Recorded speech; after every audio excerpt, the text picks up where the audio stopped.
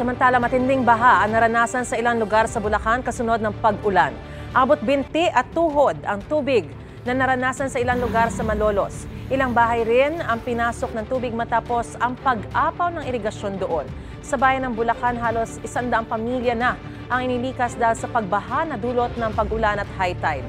Ayon sa Bulacan MDRRMO, mula sa mga barangay ng Santa Ana, Taliptip at Matungaw ang mga lumikas. Dahil naman sa abot dibdib na baha, nagbangka ng ilang residente sa barangay May Sulaw sa Kalumpit.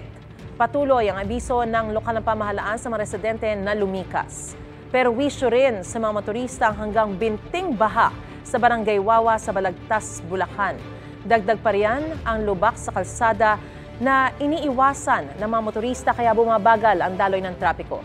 Sa Giginto naman, gumagamit na rin ng makeshift na balsa para sa mabilis na pagpasok at paglabas sa ilang lugar.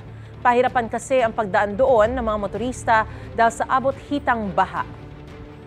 Mga kapuso, tumutok lang po sa mga ulat ng unang balita para laging una ka. Mag-subscribe na sa GMA Integrated News sa YouTube.